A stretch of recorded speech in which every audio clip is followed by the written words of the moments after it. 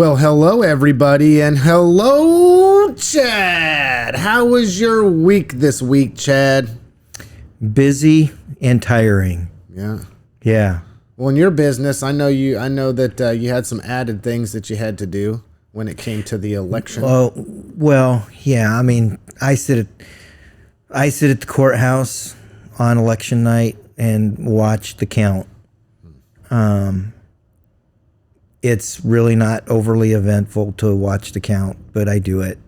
Well, I noticed. I just honestly, I feel like it's my responsibility. Yeah. Well, and I noticed you had put out an article about the results and said that it was one of the largest watch parties that had taken place at the county in your recent memory. Oh, probably 15 years. Now, is that general and primary, or is that just primary? That's altogether. all elections. Altogether. People have stopped going to the courthouse on election nights, which is kind of why I feel like it's my responsibility to be there. It's not that I don't trust Rick, because I do. Yeah. And it's not that I don't trust everybody who works for him or the poll workers. And it's not that I don't understand the process. I trust all those people. I understand the process. It just feels like somebody from outside of that group needs to take the responsibility to sit there and watch them. Well, you're the media. It makes sense. That's where government accountability rests, is with the journalism and the medias. And, you know, I don't want to beleaguer this point much, but, you know, you just heard me say this was the largest group that had been to the courthouse in probably 15 years. Okay?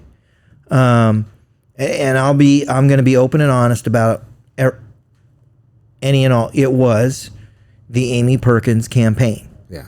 That's who was there. Yeah. Okay? And how I voted absolutely does not matter in my opinion of any of this, but that's who was there to watch, and they were there to party, man. Yeah.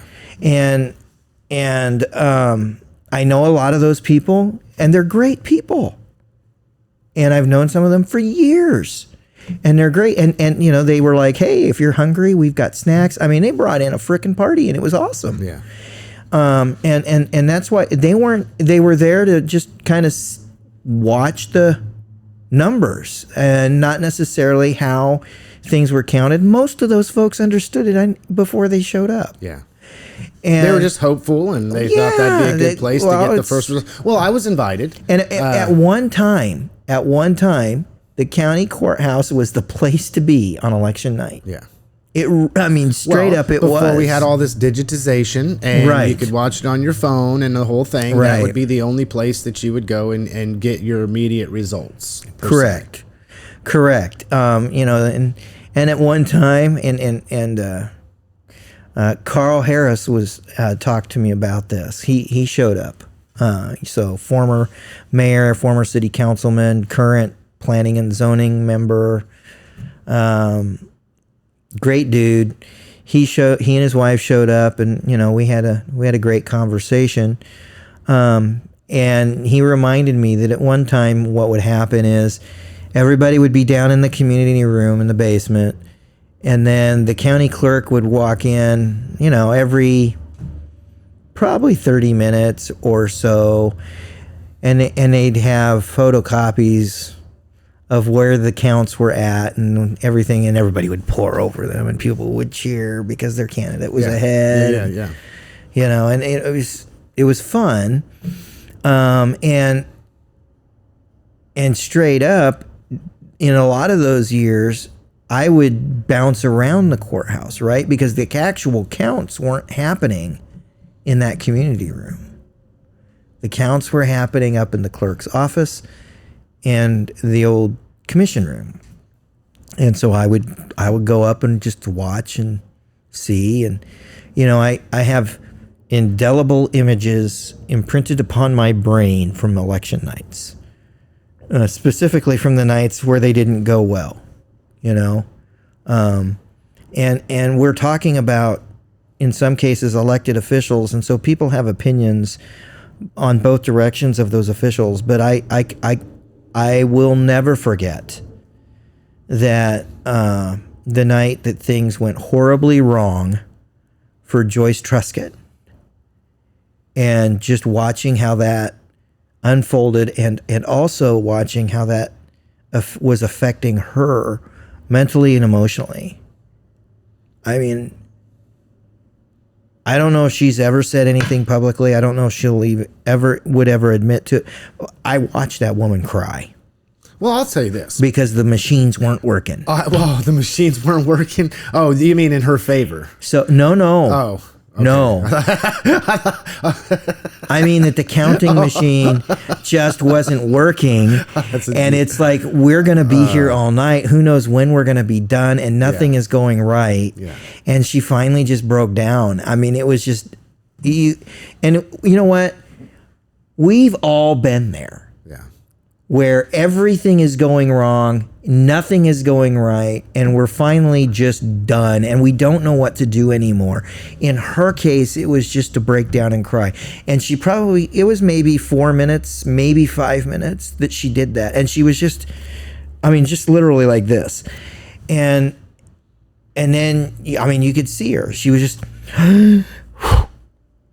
okay, let's get this done. And she went and they got it done. And it was late, and it was really late. And there's so much pressure coming from outside of all office. them armchair quarterbacks that they think they got it figured out. And you know what? It's much worse today in the world of social media. Yeah.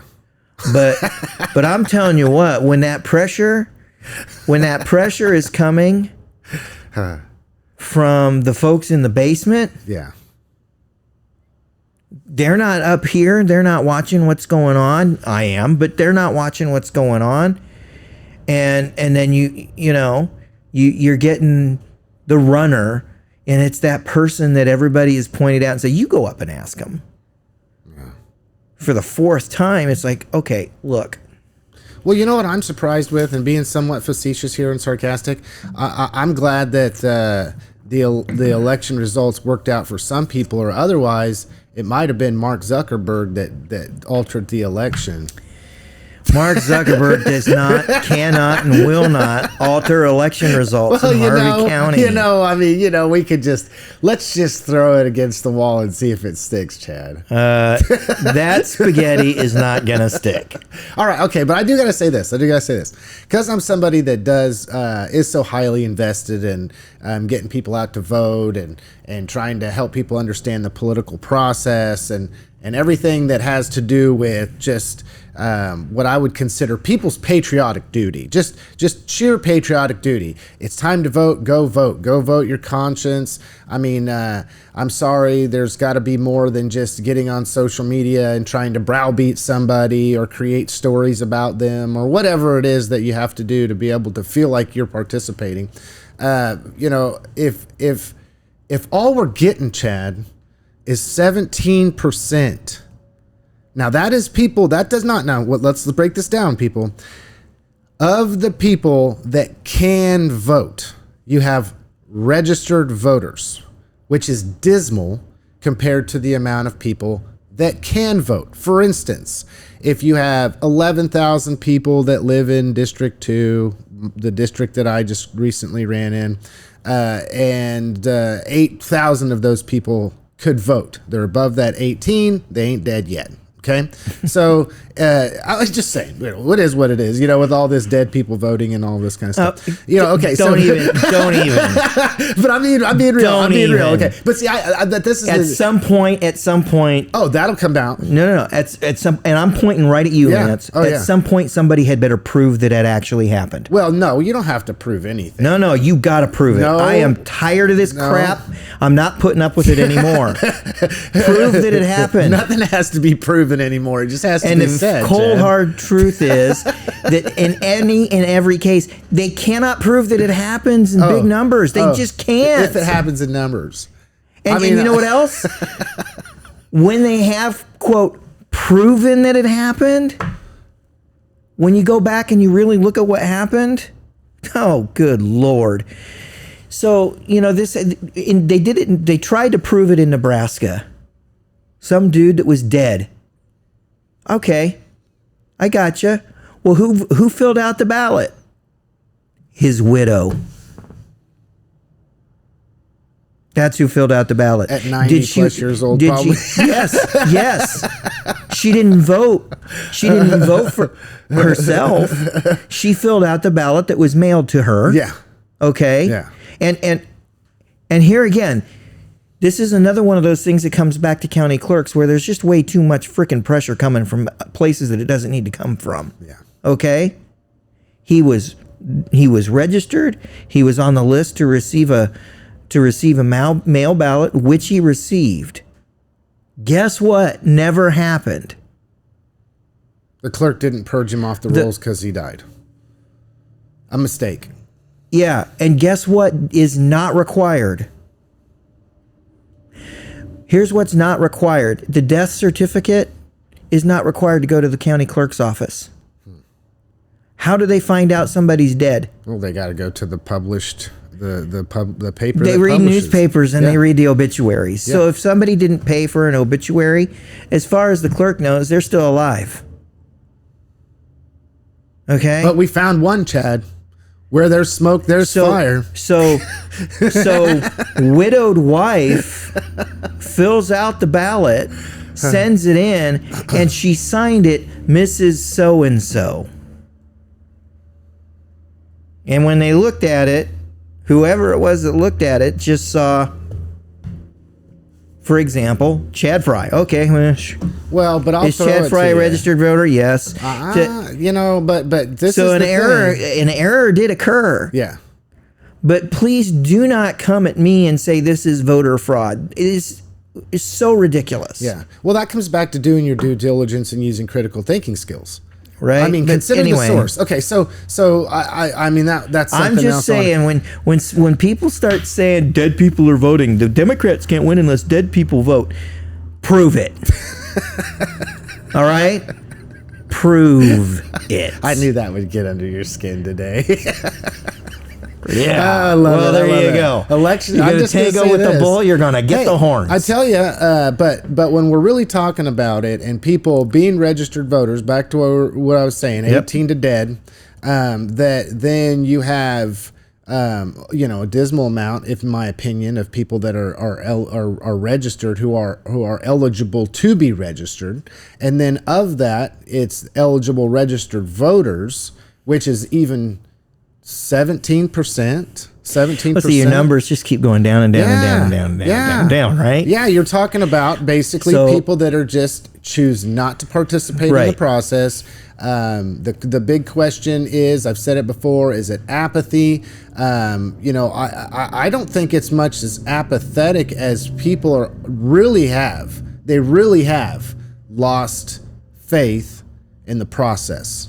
They don't think that their vote matters. They don't want any part to do with this lying and conniving and sneakiness. And I couldn't tell you how many people messaged me to tell me the kind of smear campaign that was being ran against me, Chad. And it's like, well, I understand. I'll say this, though. I've never cried over an election. I've never cried because I didn't win an election.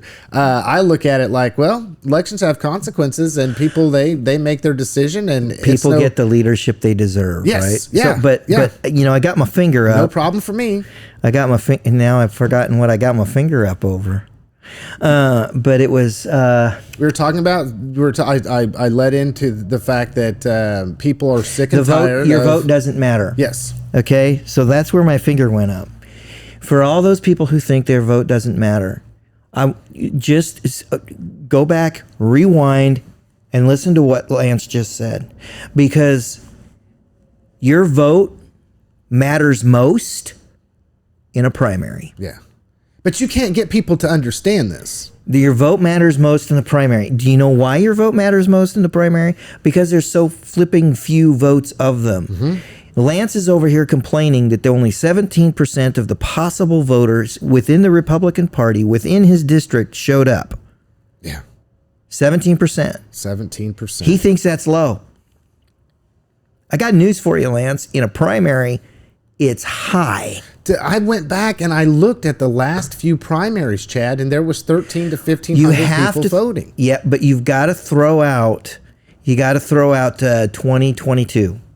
which is an anomaly. But I mean, even if you go back Gotta throw that out completely. Back to District 1 and you look at every primary, right? And this is not a point of contention for us, but if you look at every single primary since Randy Haig has been or was a county commissioner, the totals were greater. They were 1,200, 1,300, sure, sometimes more. But so when you're talking about it, you're also talking about a transient population. Yeah. Right. Very good call. I mean, people move in and out of the district all the time. Oh, I couldn't tell you the amount of people that I knocked on their door that said they were registered this, that, or the other, and the person was not even living there anymore. Mm-hmm. So I mean, there's that. It's a very transient population. So it's not real.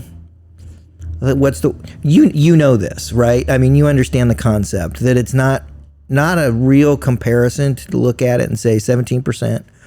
Well, the percentages over that time would be in apples to apples. Yes. But aggregates versus percentages, I wouldn't go on aggregate numbers. I'd go with you. I'll say this: if I was to do a plot chart, okay, I would say that there would be it would almost be a straight line. I would agree with you. There was some places that there would be, a little bit of pickup here and there, whatever the case may be, but pretty much it's flat. Yep. But that goes back to, regardless, and I'm not speaking from a position of really honestly caring whether I won or not. Yeah.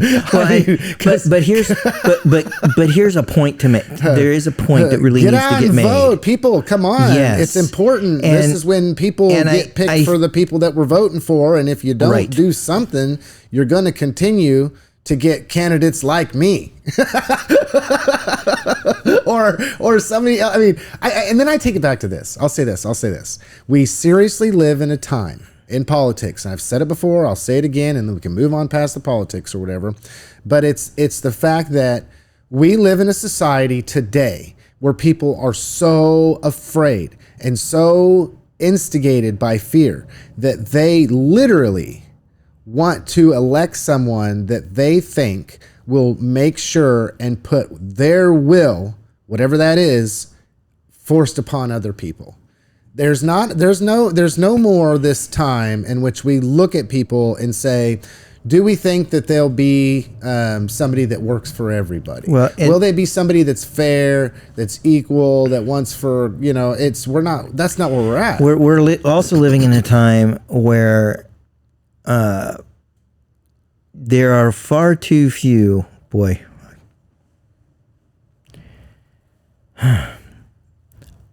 I love teachers. Okay? I just want to put that out. Before I say what I'm going to say, I just want to put that out there. I'm going to edit it out. Ooh. No. I'm going to give you we're living at it. We're living.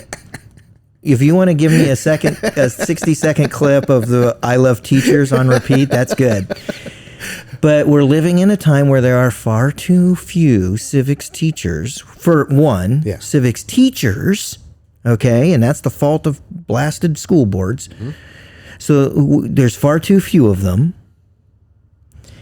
And far too many of those who are left in the classroom right now are politicized, which they shouldn't be.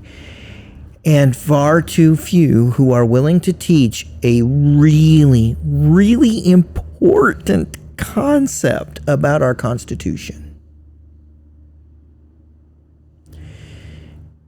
And I am blessed that in my high school, we had a wonderful teacher. Here it is, folks. Learn it, love it, and embrace it. Every one of those rights that is guaranteed to you by the Constitution, they are yours. But they only extend so far and to the point that they affect the rights of somebody else. No, Chad. So you have the right to own a house. You do not have the right to say a thing about your neighbor. Nope. Because your neighbor... Not today's political climate. Your neighbor has the right to own their house. Nope, they can't do what they want with their property if it affects me. Actually, You have no right there. Nope. That's that's not how I feel about it. And that's how people communicate that is to correct. everyone else that's the way that it is works. correct. But I tell you, I have the right. Okay. I have the right to call in a foundation repair specialist and spend $2,000 on my driveway and my patio. I don't want to. I have the right to do it. I also have the right to let it all collapse and deal with it after. I do not have the right to tell that same guy, oh, by the way, my neighbor, that concrete pad behind their house, it's only like a 5x6, so it's probably not going to cost a whole bunch. You better go spray some foam over there because I see some issues. Yeah. I have the right to do that. This very week I did something I do not have the right to do. I figured I'd beg for forgiveness later, and I know it's going to come, and that was this. I figured that since my son is the one mowing your yard, I'm going to prevent his broken leg, and I'm going to fill in that little sinkhole that is opened up behind your house. I didn't ask, I just did. But at the end of the day, I had no right to do it. Yeah. Yeah, even if you're trying to help. I had no right to do that. That is me exercising my rights to the point that they have crossed over the property rights of somebody else. Well, let's go here. And this just came up. I just thought about this. But Chad, we as a society are moving away from that. And I know I'm going deep here. I hope I'm not going too far off for the audience to understand. But it's okay. I'll steer you away at some point. How many people want to be part of homeowners associations, which guarantee that your neighbor is going to have to keep their yard? It's almost like this. Well, I don't like for people to let their grass get too tall. I want it to be or I only want certain types of trees or whatever the requirements are that people enter into when it comes to these homeowners associations to guarantee that we're all having to abide by these same rules. People love them, Chad. Yeah, people love homeowners associations, and I've always questioned the wisdom of having an organization that exercises a control to the point that when you're drunk and you're on your way home, you're going to confuse your own house with your neighbors. I mean, seriously. Yeah, but I mean, you've got a neighborhood. Want all their houses to look the same. Exactly.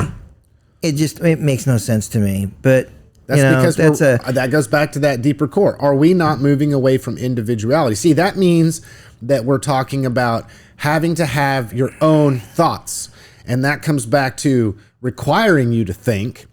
Requiring you to then think critically, and then it's to me it's called bandwagon thinking.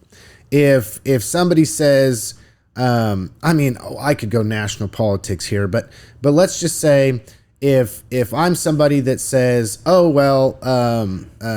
for instance, wind energy. No. It seems to be the hot button issue that we can use fear mongering for. But I don't know why, because a decision was made, and you know what? There's been no formal, no real action to challenge anything, and I'm just like, okay, whatever. I'm gonna go tell everybody you're for wind energy, Chad. I'm not for wind energy, but just said. But I do. No, I did not. Well, I'm not gonna listen to that. I'm gonna take people that trust me and go tell them that's what you said. Let me tell you the conversation that I had on election night with some of the folks that were tried to drum that up. All right, and it's gonna go in a direction that is. I mean, honestly, I never used the word wind. I never used the word energy. I never used the word solar. I love it. I was just I've been so frustrated with what I've watched in our local elections. Yeah. And again, please understand when I say I'm so frustrated with what I have watched in our local elections, I am talking about not just the last 4 years or 8 years or 12 years. I'm talking the last 25 to 30, because this isn't my first rodeo with covering elections in small towns, right? For 30 years, I have watched this go on, and it has driven me nuts.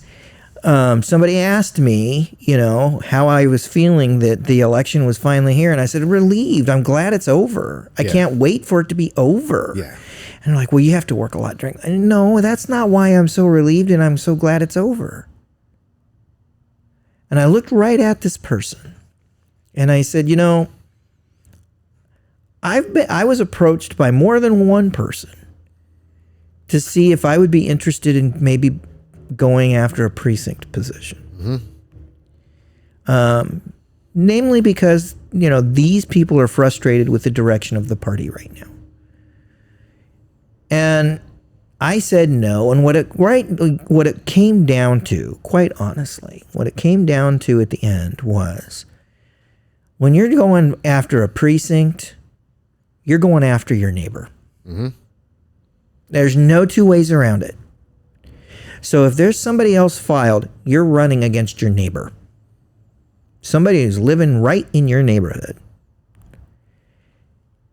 And I cannot believe how we here in this community, and not just this community, lots of communities, have come to a point where we are so willing to rip our neighbor to shreds for a political position. A title. Okay? Make me feel big and good about myself. And do you think, and you may think that you can do great things for your community from whatever office you aspire to. And you probably can. But you know what? Honestly, that starts on the campaign trail. Yeah. And so all this, and again. Well, but campaigns are not run with honesty, Chad. No, they are not. And that is what, and they're looking at me and I'm like, okay. And I said, you know what?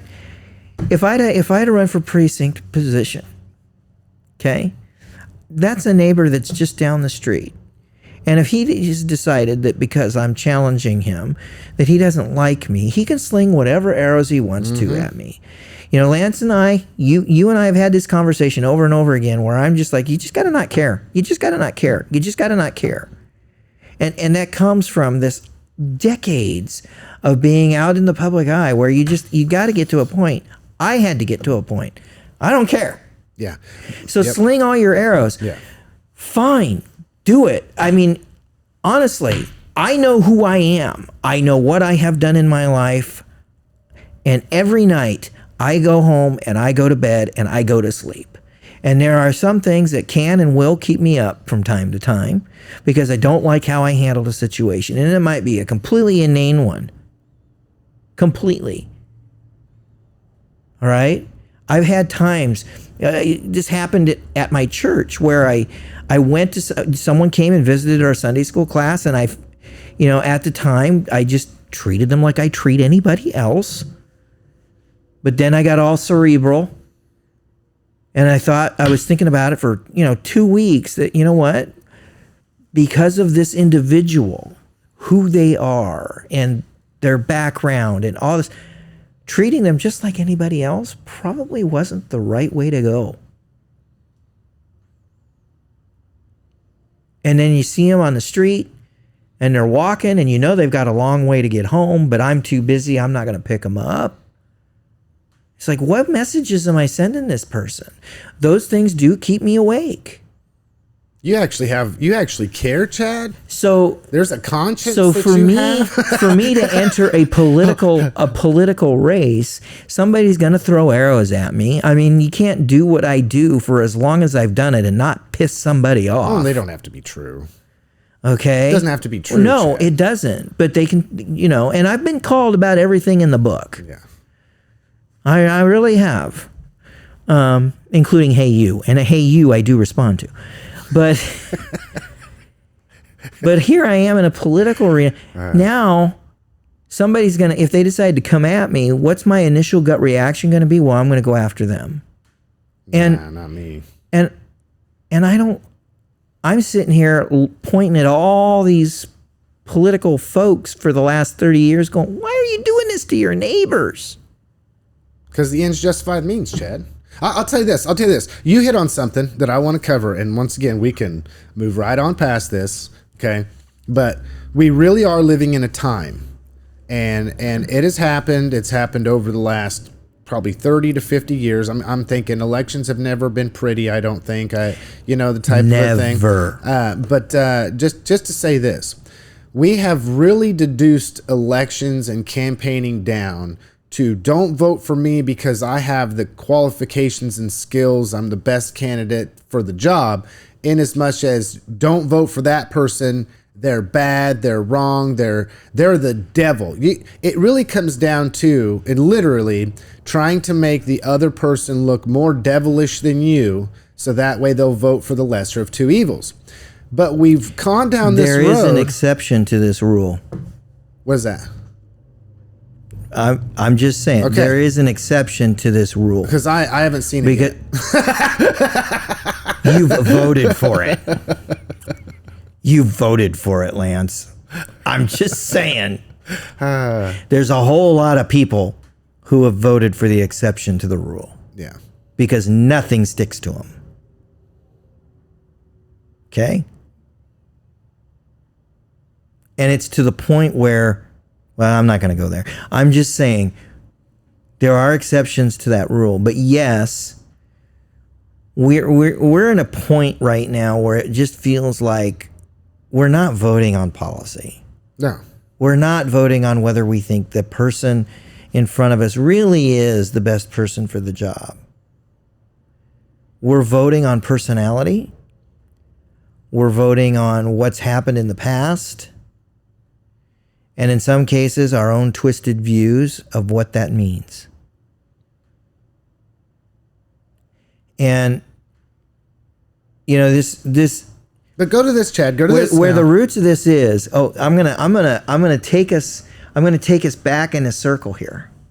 Where the roots of this is, in all honesty, at least the modern roots, our 2024 roots. Tea Party, man. Tea Party. And how did the Tea Party make its hay and get the power that it had? And we're not labeling anybody as Tea Party. Not anymore. But when you take a look at it, look at what those folks stood for and what they were saying, and contrast that with our ultra right now. That's who they are. Call them expats, call them whatever you want. Okay?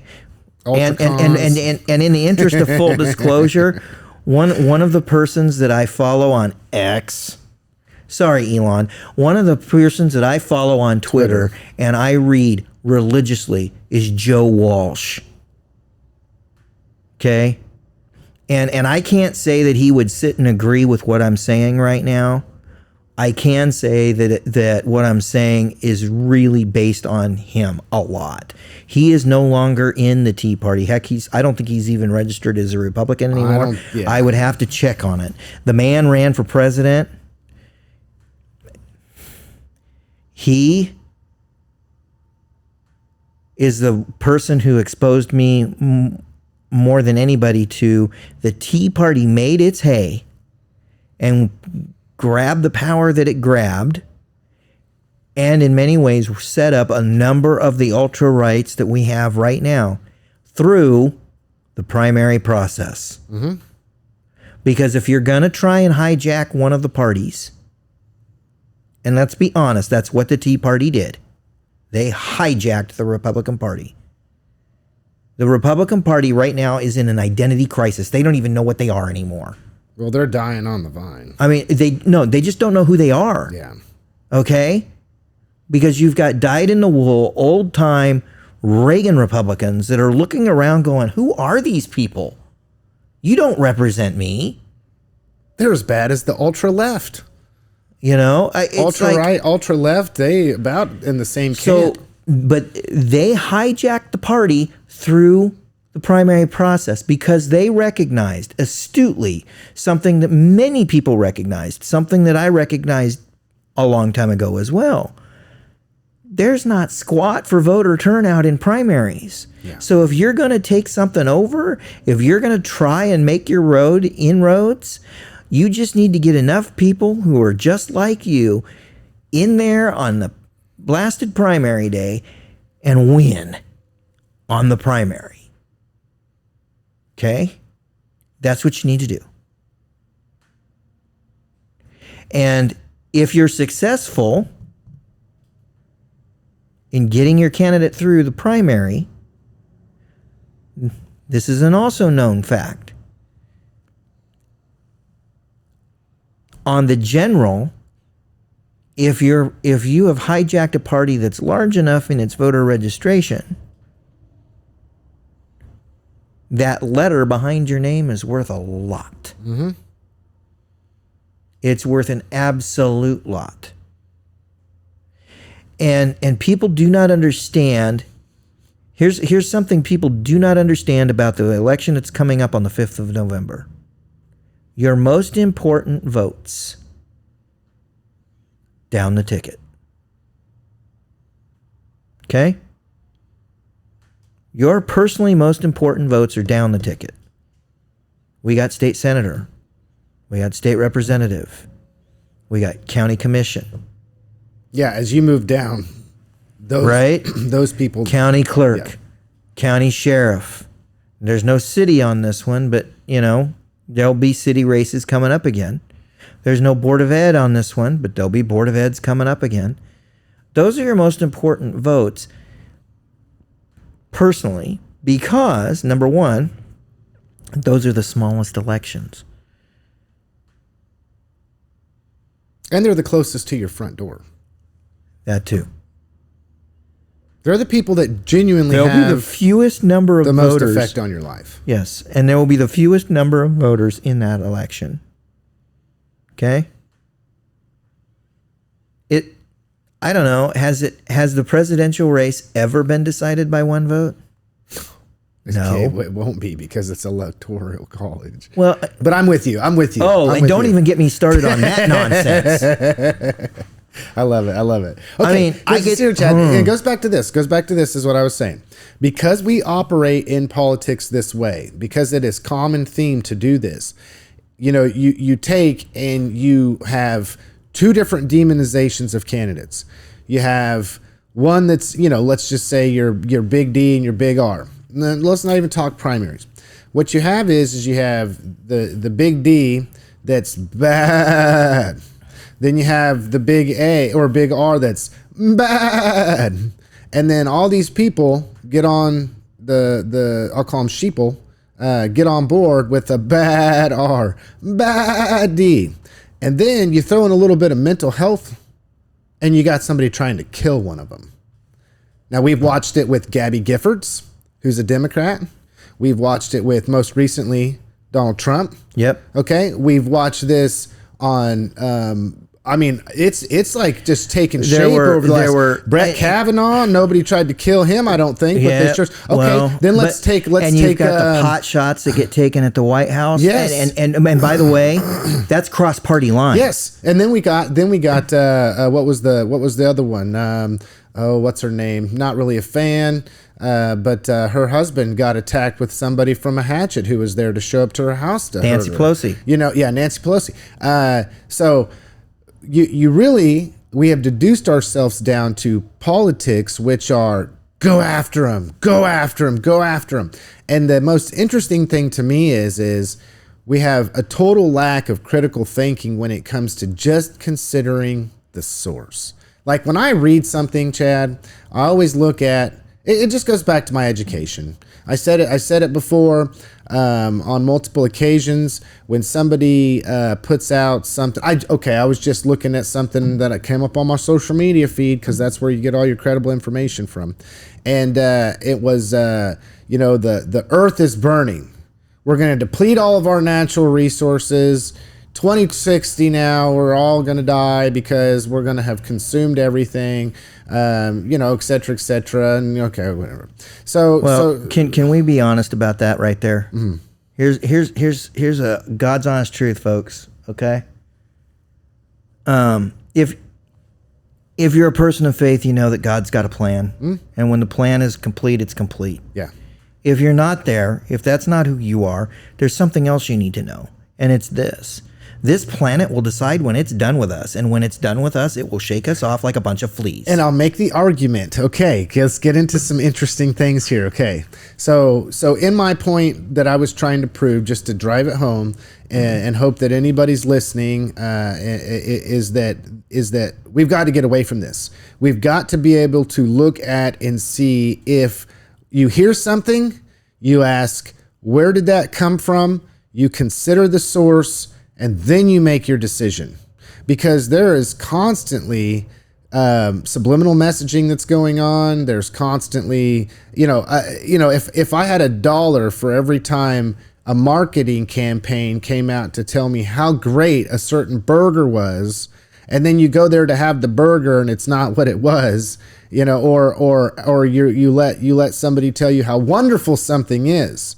Like, let's go here. And I know we're bouncing around here, okay? But if every person knew the end result of the first time that they partook in a substance, then they wouldn't be partaking in that substance. But somebody told them, hey, this is great. This will do this. This will be good. This will be this. It's all good. It's great. It's grand. It's wonderful. And then what happens is, oh, I guess I was lied to. Now it's too far down the road that I was lied to. So consider the source. Like, so have some what critical you're saying thinking skills, people. What you're saying is, when it's time to go out to eat and you want a burger, don't believe that commercial from McDonald's on TV, Yes. because what you see there is not what you're going to get. No, it is not. No, it is not. And I'll tell you, often case, what happens is we call it buyer's remorse, which is, oh, this is great when I think this is going to happen. But it's almost like, where's the critical thinking skills? And, think through the process. Consider the source. Of course, McDonald's is going to tell you, or any fast food chain for that matter, is going to tell you that they got the best thing there is out there and you want to go buy it.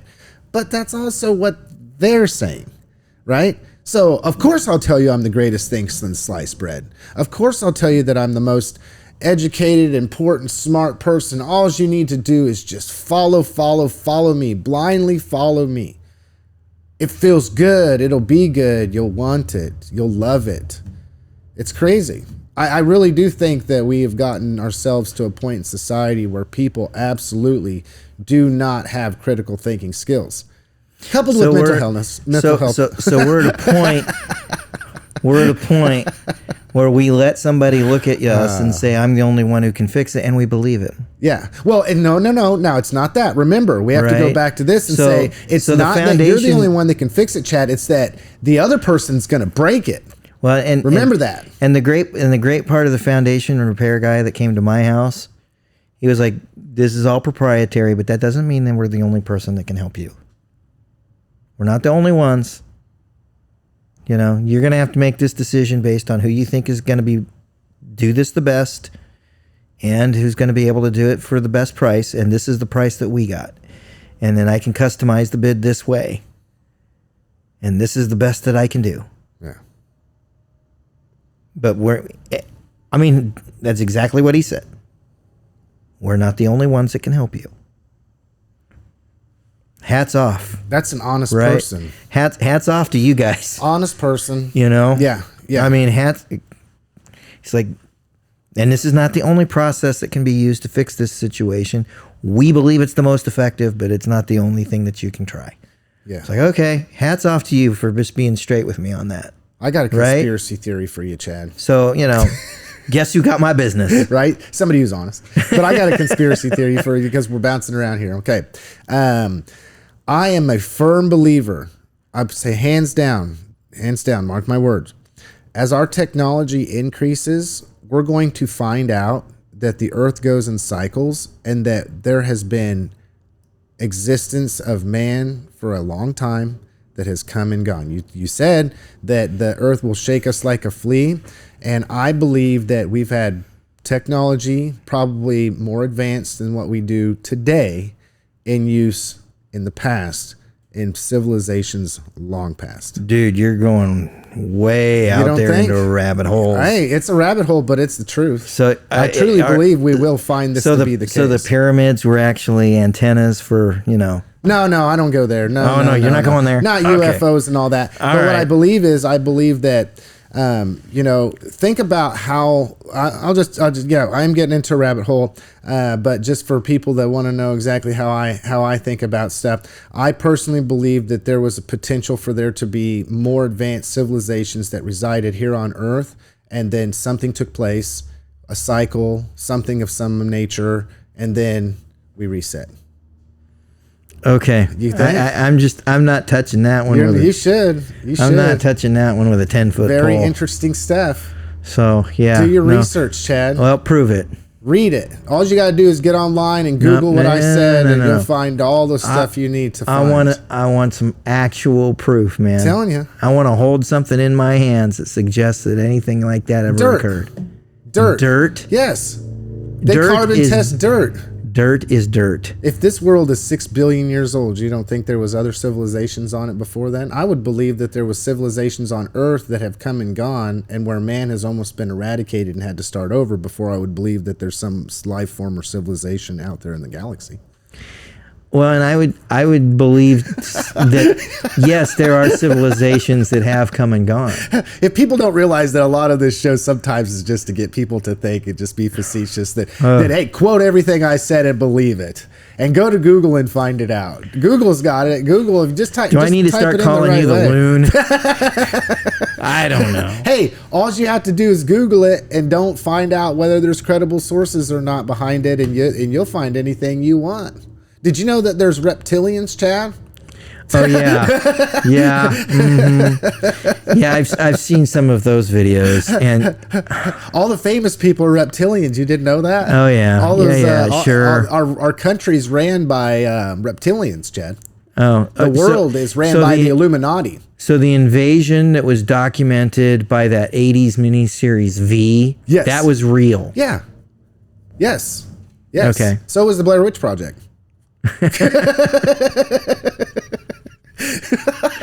Okay, I'm coming full swings. Like people, I'm going to tell you that think about what you believe. Look at what you believe. I mean, come on. The V miniseries I watched because it was so fun, and the special effects were so bad. I got to sit and laugh at my TV for an hour and a half for like 4 nights. It was great. The Blair Witch Project, I'm going to be honest, that freaked me out. I had trouble sleeping for like a week. Yes. Yeah. But you thought it was true. No, I didn't think it was true. But I did not think it was true.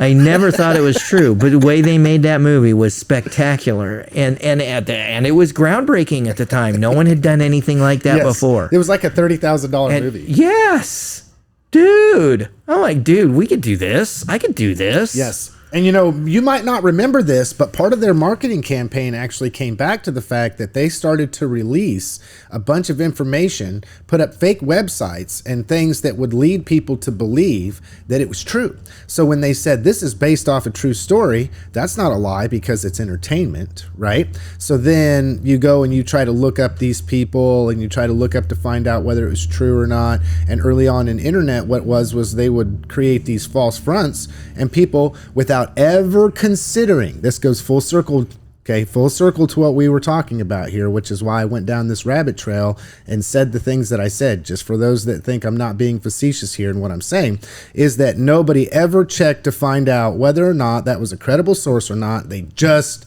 believed it. So, I'll draw a parallel, Blair Witch Project, to Dead Man Standing.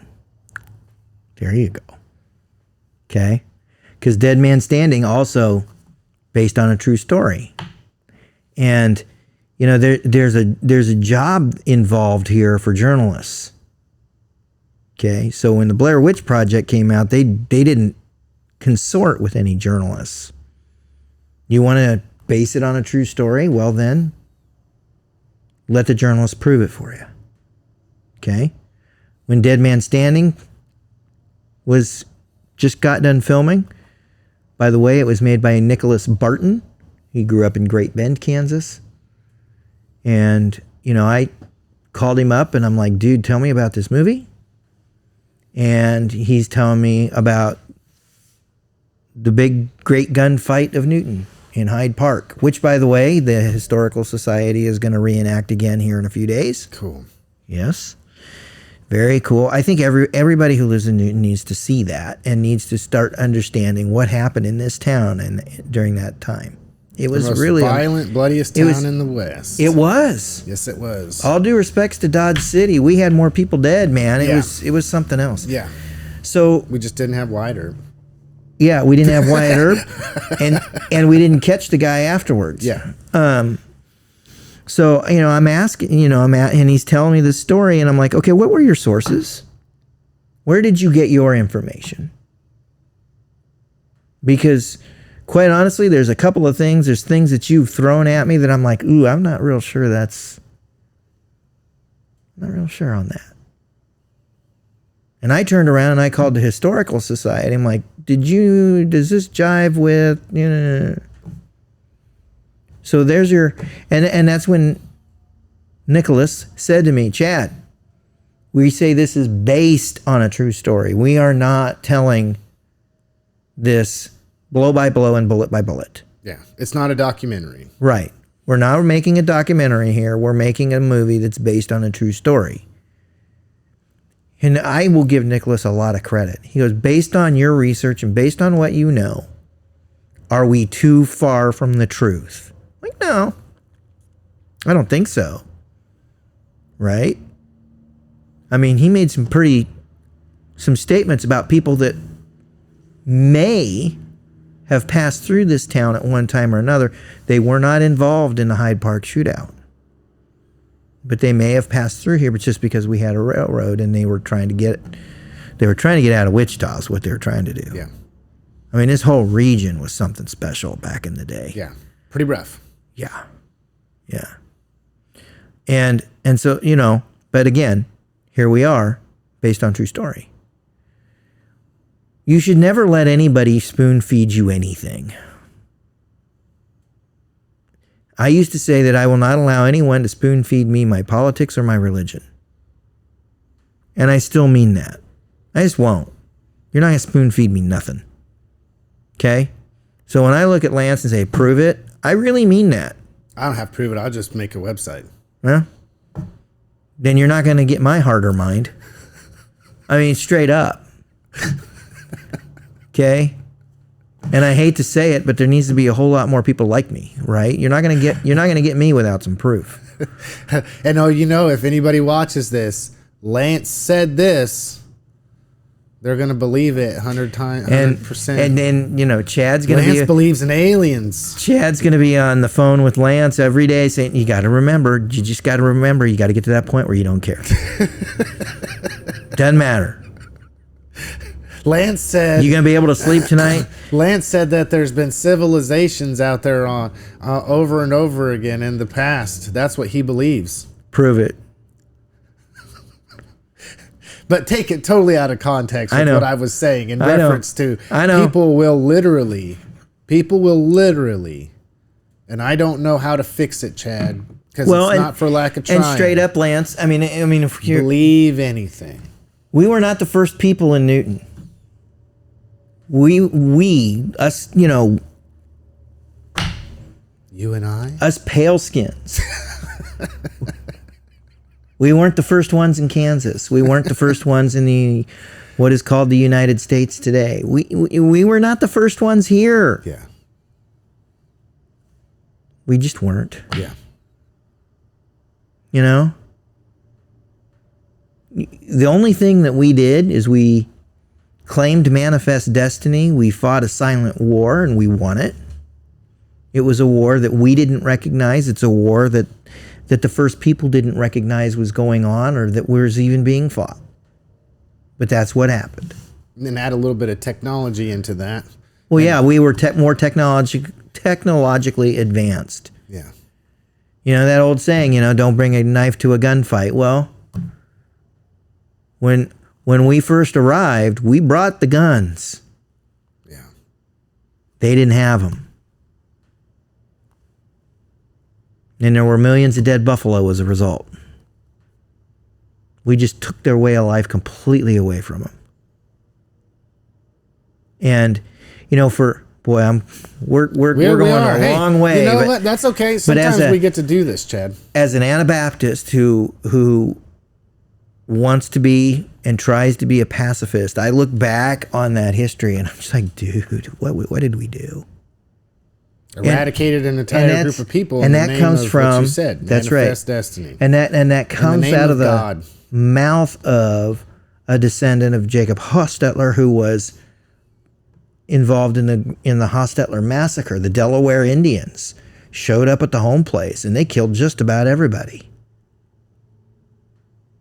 But they were the bad people for doing it. But the people that were doing it to them were not the bad people. Mama Hostetler died because I'm going to try and add some levity here. Mama Hostetler died because she was one of those women who, when she sat around the house, she sat around the house. Mm-hmm. She couldn't get out the basement window because she was portly, and she could not fit through the basement window, and she burned to death. Oh, that stinks. It does. That's how she died during the raid on the home place. Yeah. And this is a history that is documented. This is what happened. Okay? So, there was at least some little group of the Delaware natives that understood all of a sudden, oh, this is a war. We better go fight it. They chose our home place to start. Yeah. Okay? So there's that lens that I bring when I look at that history of what we did as a people, as we just marched across this big, wide open country. Oh yeah, because it wasn't nobody's. It was just. And we just exterminated people and destroyed their ways of life. That's what we did.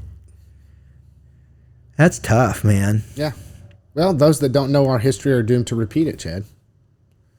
Yeah, so who's next? Who are we going to exterminate next? Man, we got off base this week. We did. But, we see this. The train has left the rails. But you know what? We see the seeds of that last question I asked. We see the seeds of that in our politics. Yeah. We really, really do. Yeah. We see the seeds. Yeah. If you don't think like me, and you don't behave like me, you don't walk like me, you don't talk like me, then there's this inclination that, comes back to fear. Yeah. And it's a amazing time to be alive. Yeah. We're watching some incredible things, Chad. We usually stick to local stuff. We do, and we didn't at all this week. Well, we didn't. But I think we talked about. I'll say this as a recap on this.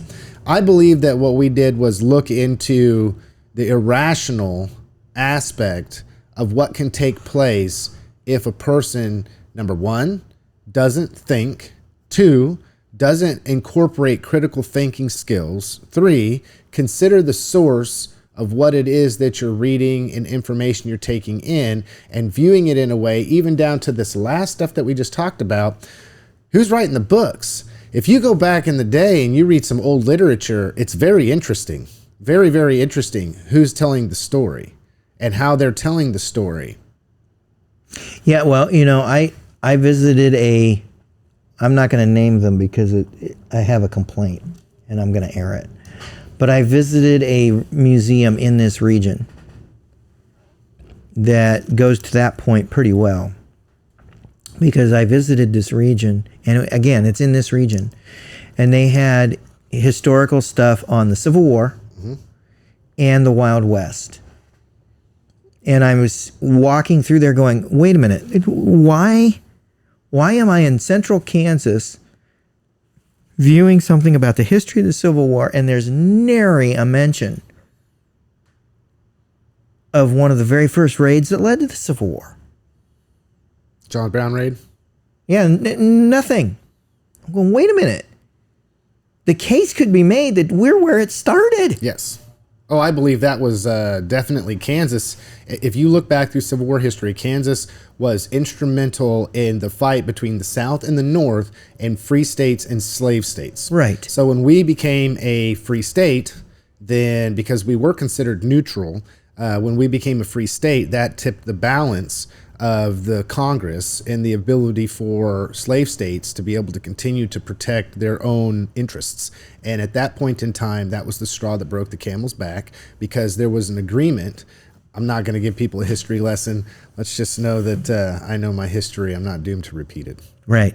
And then the other one that I went nutso over was I'm walking through this Wild West exhibit, and they've got all this information on different places in Kansas that suffered, if that's the word you want to use, through this period. And I'm going, you guys didn't even mention the bloodiest one.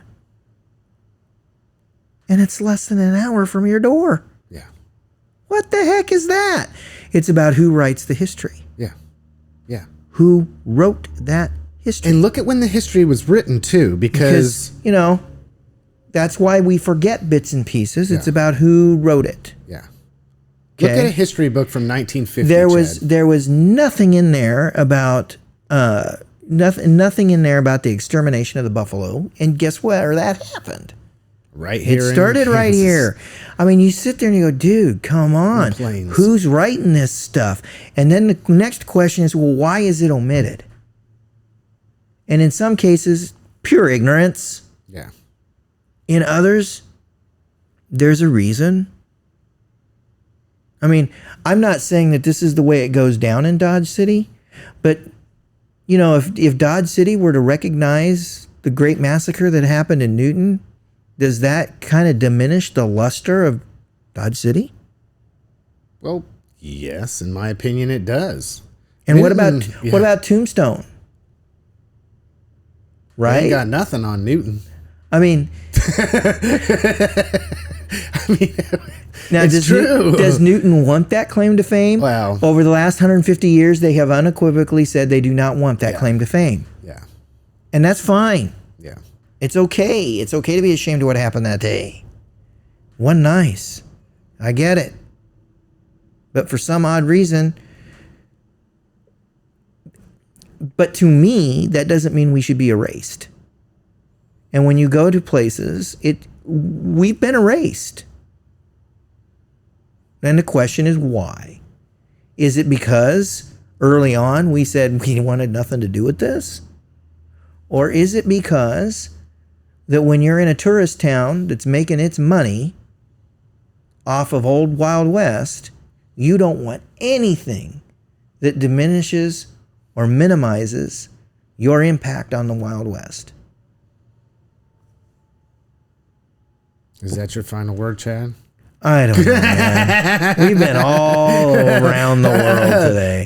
So everyone will know we have personalities. Chad. Here's my final word, Lance. This is my final word for today.